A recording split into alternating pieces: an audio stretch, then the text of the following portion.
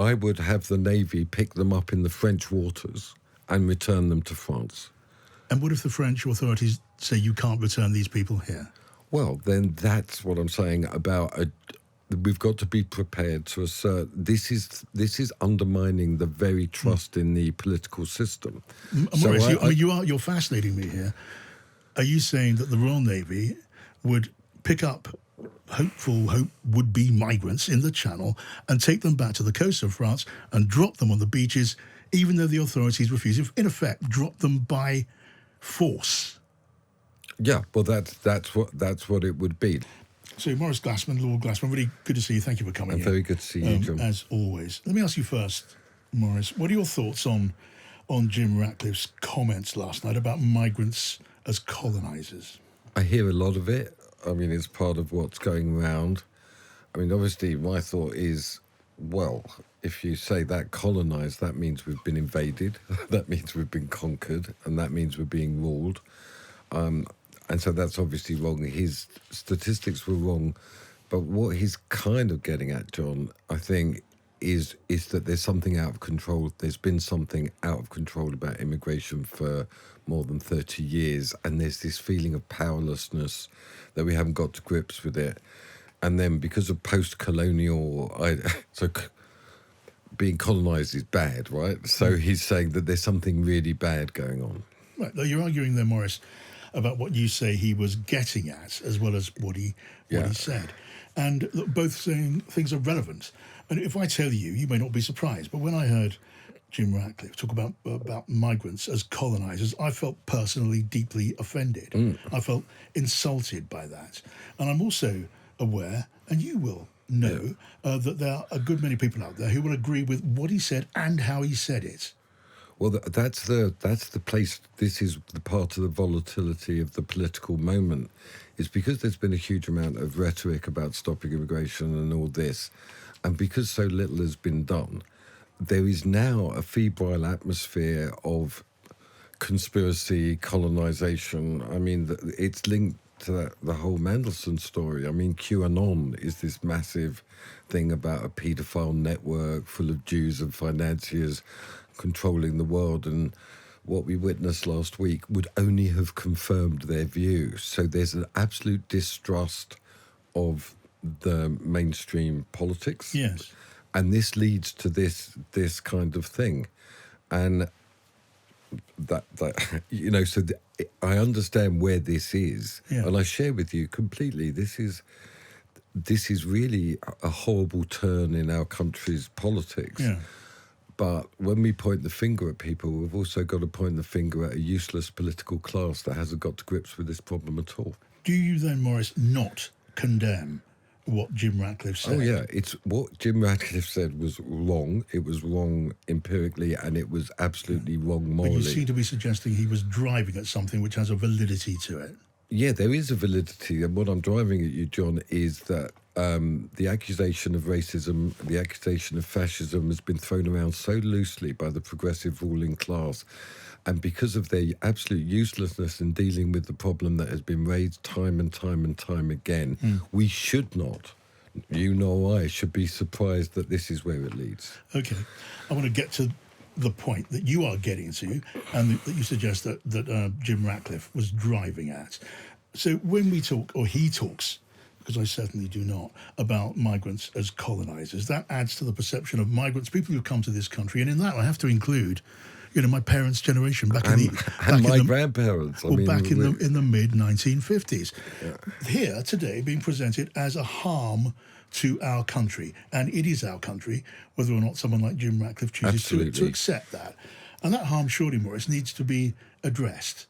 Yeah, so it's got to be addressed in a really serious political way, which is not a demonisation of people who are concerned about immigration. That's got to be done. The second one is that there is certainly within some forms of Islam a supremacist ideology, and we see that in cities like Bradford, where things go on that are completely out of order. We've had the whole grooming gang scandal. That's another cosmic aspect in people's minds.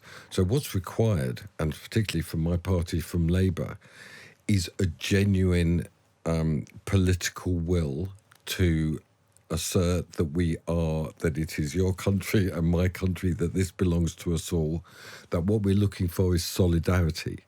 The complete emphasis has been on diversity, and diversity is our strength. But we have to reassert another thing, which is that our fate is together, we are bound together, that our parliament, our common law, and all the institutions, the monarchy of British life are worth protecting and worth strengthening. Tell me, Morris, do our political leaders, and this would include the Labour Party, do they do enough to make it very, very clear and argue the case that aspects of our country in minority communities like radical Islam, like grooming gangs and so on, that is a very, very, very small part of the nature of our society today, our multicultural society today, and the much greater a part of that picture has to do with migrants in this country who make a positive contribution, who contribute to the British economy, who contribute to British public services, without whom services could barely function and the economy would certainly suffer. Does Labour, still your party, do enough to make that argument, Morris? I don't think they do. I think that what I'm getting at, John, is that there's been a huge emphasis on the benefits and the diversity. That's been present for a long time. Yeah, I'm wondering if there has been a huge benefit. Whenever the subject comes up, Morris, you'll know the subject tends to be about grooming gangs and those appalling crimes, or about, radical Islam and the threat to our way of life. Yeah, and those things have to be confronted. What I'm saying is slightly different to you. I'm saying we haven't been tough enough in confronting those problems. And then the obvious point is to build a common life, to build a common good out of all the communities. So we've got to be very robust in two directions. Yes. One is that we are together and we have to build solidarity as a nation around our inherited institutions. And the second is to genuinely generate a elimination of these wicked things that are going on, and they are real. So you can't wish them away. I'm not minimising them or seeking to wish these things the scale away. of the women in the grooming gang scandals is something like 50,000. It's a lot of people. It's not just a very, very small minority. It's very real, and we have to absolutely expose it. Oh yeah, and no dispute about that either. No, I think the point that I'm making, I'm keen to get your thoughts on, Morris, is a big part of the problem. The climate of distrust, of hostility that we see around us now, is based on a distorted perception of the country as it is now. Let me just quote a couple of points to you. I'm sure you've seen this data.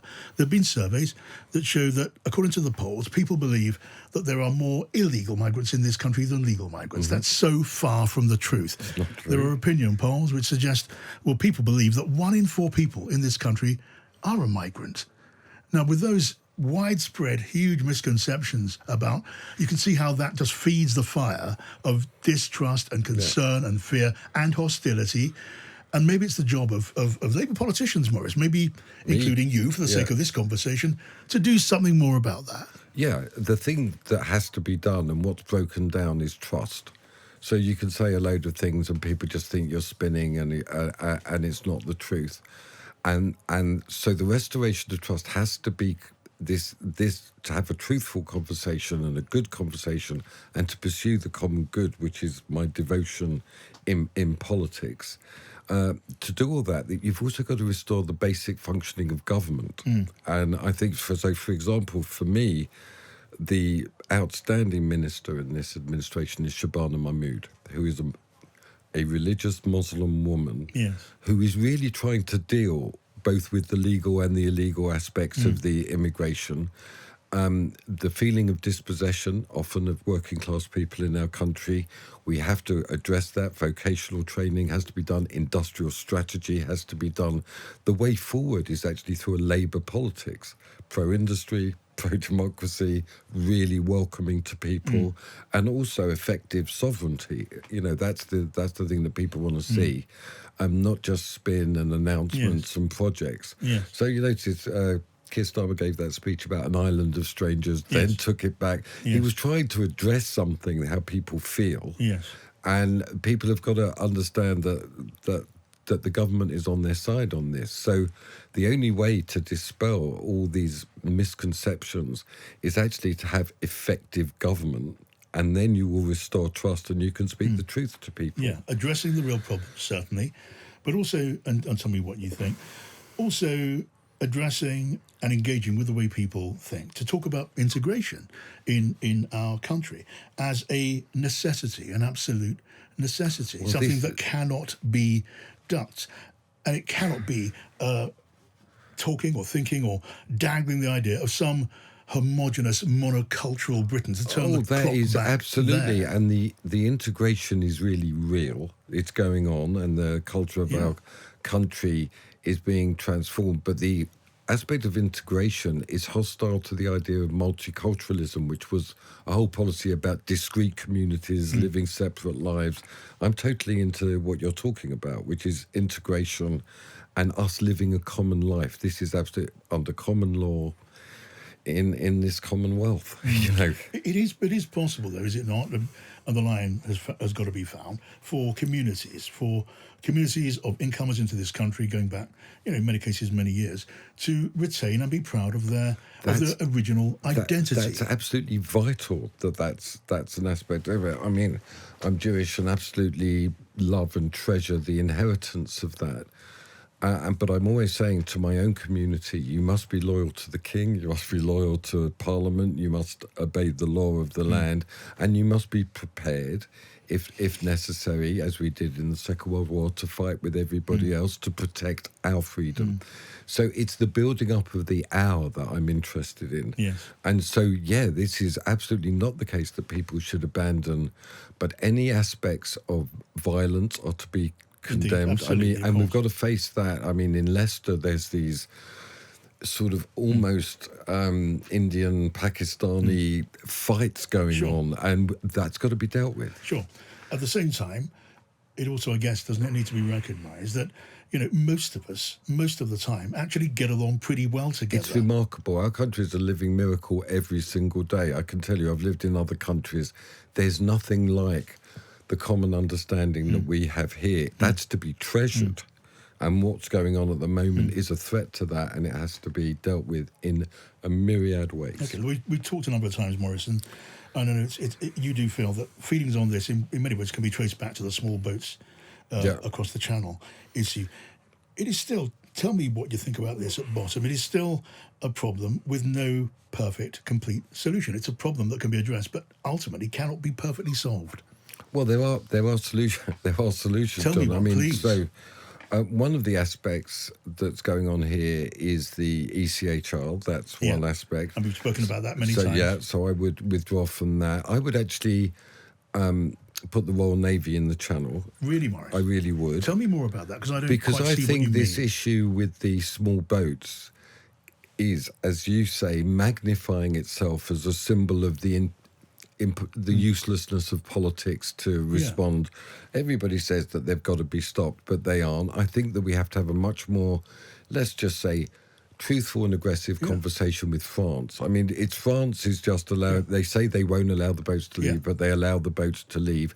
We've got to look at, unless this wound is healed, all the stuff that you're worried about, and I'm worried about it getting completely out of control, I understand it's more of a symbolic meaning than a real one. But you suggested certainly, if nothing else, a bold answer here, Maurice. You say deploy the Royal Navy. Well, they can certainly stop the boats.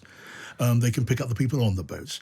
They would then take them back to the shores of France. Is that what you're saying? That's the issue. It's about French waters. If they're picked up in French waters, they can be returned to France. If they're picked up in our waters, the nearest point would be England. Yeah, and if they're picked up, let's say in British waters, or between. Okay, so what I'm saying is, I would have the Navy pick them up in the French waters and return them to France. And what if the French authorities say you can't return these people here? Well, then that's what I'm saying about we've got to be prepared to assert this is undermining the very trust in the political system. Maurice, you're fascinating me here. Are you saying that the Royal Navy would pick up would-be migrants in the Channel and take them back to the coast of France and drop them on the beaches, even though the authorities refuse? In effect, drop them by force. Yeah, well, that's what it would be. Look, we've made every. It would be an act of a breaking of international law. Well, that not if we withdraw from the ECHR. Well, then you're saying do it by agreement with the French authorities, but there is no agreement with the French authorities. Okay, so when in the history of diplomacy there is a conflict between countries, this gets resolved. This gets resolved by. It doesn't get resolved, rather, to put it correctly, it doesn't get resolved by refusing to assert your sovereignty. Yeah. We're saying we don't want them. Yeah. They're letting them come anyway. Yeah. So drop them whether the French like it or not. Yeah. Okay, that would just be a total breach of any kind of relationship with France. I think that the nature of this relationship with France has really broken down considerably, and this is a manifestation of it. So your answer is a crisis, a complete breakdown of relations as we know them now. I don't think it will get that far. I think that France is mucking around with all this. I think that there needs to be a serious solution to this. So take them back, like it or not, in a nutshell. Yeah. Lord Gasman, great to talk to you. Thank you. And really good to see you.